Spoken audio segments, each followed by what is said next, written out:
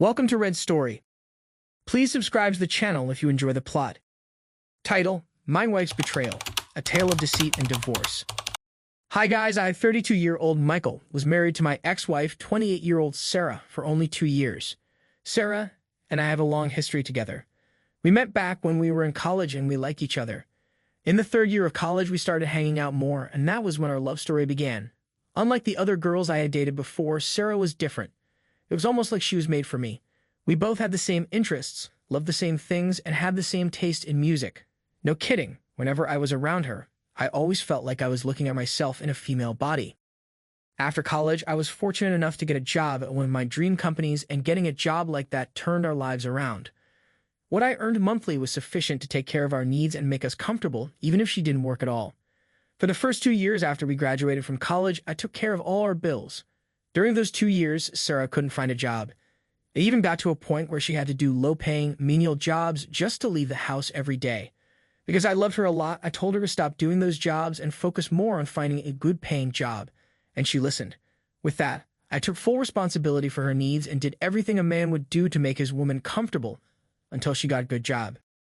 We got married a couple of months after she landed a good-paying job.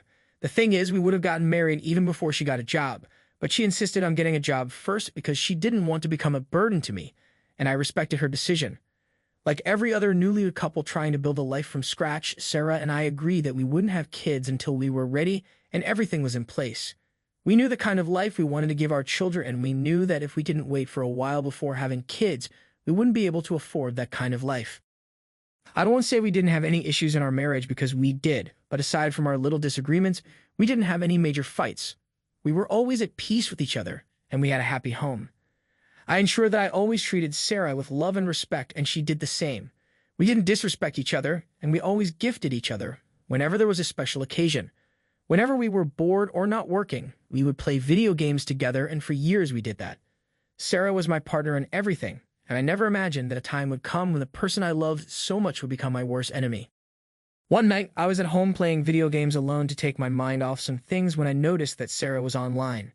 That was strange because she had never played video games anywhere else, and she was supposed to be working late that night. I knew it was not possible for her to play games at work because of the nature of her job, so I decided to check her location just to be sure. To my surprise, when I checked her location on my phone, I saw that she was at our former landlord's house. It didn't make sense because we had moved out of our former landlord's house 2 weeks before we got married, and I hadn't spoken to or contacted him for 2 years. I suspected something was wrong once I saw her location, so I drove straight to our former landlord's house. Before I arrived, I called the landlord's wife to tell her what I had seen, and she told me that she was at a friend's party but was coming right away. She was worried and took me seriously because we had not spoken in years. Shortly after I got to our former landlord's house, his wife showed up, and we both sneaked into the house without alerting anyone. We caught both my landlord and Sarah in the landlord's bedroom, and they were both half-naked playing video games. My wife had taken off her clothes and was just wearing her underwear, while my landlord had his underpants on. As soon as they saw us, I began recording them to have enough evidence in divorce court. Immediately, Sarah realized what was going on. Her face went pale, and she looked like she had seen a ghost. It turned out that she had gotten a new console for our former landlord, but instead of helping him set up a new account, she decided to log into her account to play the games she already had. I didn't even know they were seeing each other and would have never believed that my wife would cheat on me with someone like him. Out of anger, the landlord's wife destroyed the console, and this caused Sarah to panic and threaten to sue her. When Sarah said that, I told her not to worry because I was the right person to sue both her and our former landlord in court. As soon as I said that, she went on her knees and started to cry. She claimed she was getting bored of me and just wanted to be with someone else for a while and didn't think it would affect our marriage. I laughed so hard when she said that, and then told her she had until midnight to get her things out of my house or I would throw them out. I ended up throwing her stuff out because she thought I was bluffing. She kept begging and even admitted that their affair had only been going on for 3 months and that they hadn't done anything yet aside from hanging out. Maybe she believed I would buy her a cheap lie and take her back, but that didn't happen. That same night, after I threw her stuff out of the house, I forwarded the video to her parents, and they were in shock too. I needed them to see it so they would know who and what caused our divorce. After they saw it, they kept blowing up Sarah's phone with calls and messages, but she was too ashamed to pick up their calls. We ended up divorcing, and our former landlord ended the relationship with her because he made up with his wife. Funny people. It's been 8 months since we divorced, and I had to block Sarah's number because she would not stop calling me after our divorce.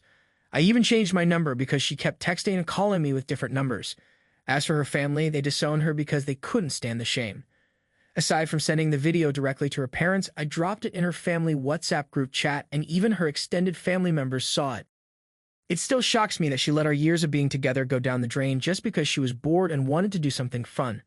I'm not someone who dwells on the past, so I have moved on, and I'm taking life one step at a time. Story 2. The Unfaithful Boss. My ex-wife Julia and I met at a restaurant 3 years ago. I had gone there for lunch and she happened to be alone. From the moment I stepped into the restaurant, I noticed her, and when I asked the waiter about her, he told me that she was a regular customer who always came in to drink coffee and worked there at least twice a week. I was also a regular customer at the restaurant since it was close to my office, but I had never seen Julia there before. After contemplating, I decided to go ahead and talk with her, and she happened to be so nice to me. After our short conversation, my goal was to at least get one of her social media handles or her number, but I got both. We started talking on the phone that day, and she turned out to be a very interesting person. Like me, she was single, except that I had recently broken up with my ex-girlfriend, and she had not been in a relationship for over a year. She claimed she was badly hurt by her previous boyfriend, so she wasn't in a hurry to be in another relationship.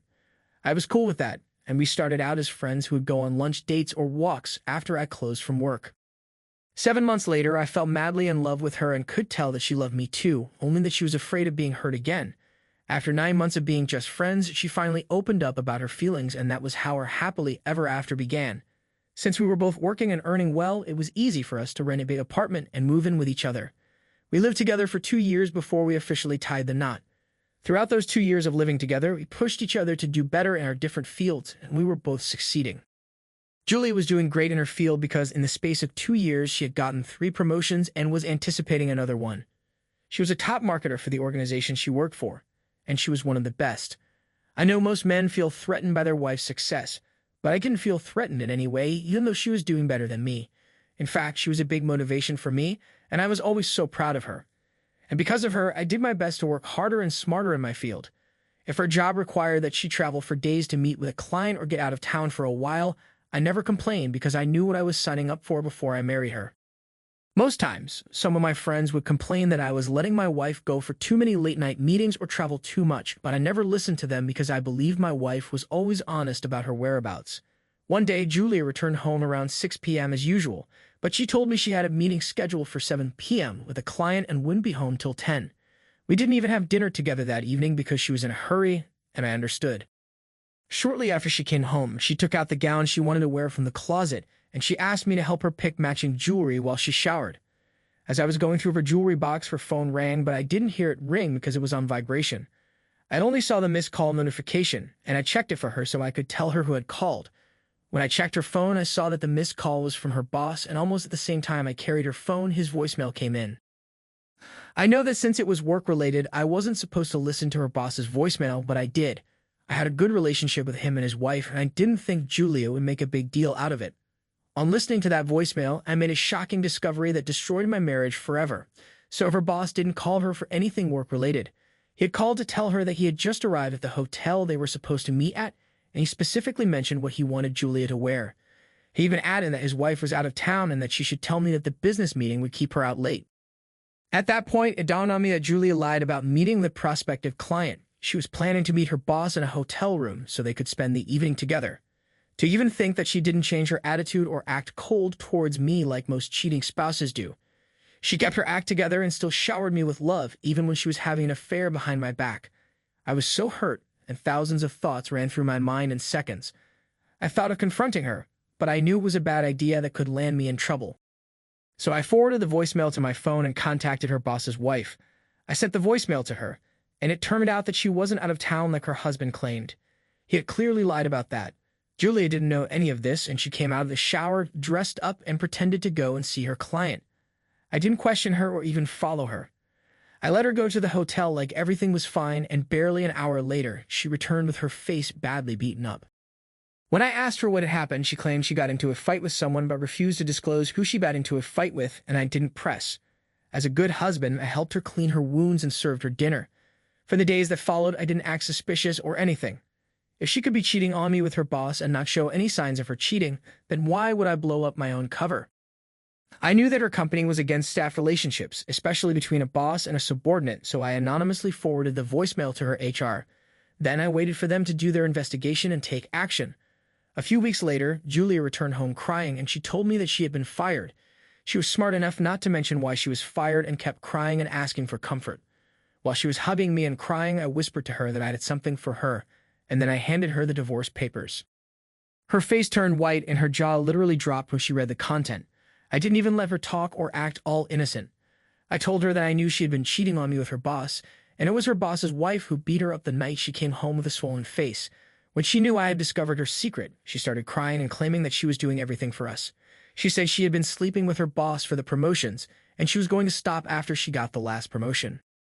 Honestly, I felt no pity for her, and it even hurt more to know that their affair had been going on for a while. She signed the papers after begging and crying for hours. After she did that, I packed my already arranged boxes and left the house. After our divorce was finalized, I cut all contact with her, blocked her on all our mutual social media platforms, and blocked her family members too. We were only married for a year, and it hurt so much because I envisioned a beautiful future for us. It's been almost a year since we divorced, and I'll admit moving on and forgetting everything has been harder than I thought. I know I still need time, and I'll be patient with myself. I had a whole life ahead of me, and I'm excited to see how life unfolds. Conclusion. Not many men would let their wives go out for late-night meetings and travel as much as they wanted. Julia didn't deserve you in any way, and I'm glad you ended things the right way. You're right. You have a whole life ahead of you, and I'm sure your life will unfold beautifully. Don't worry. Julia will get her karma soon. Thank you for sharing your story with us.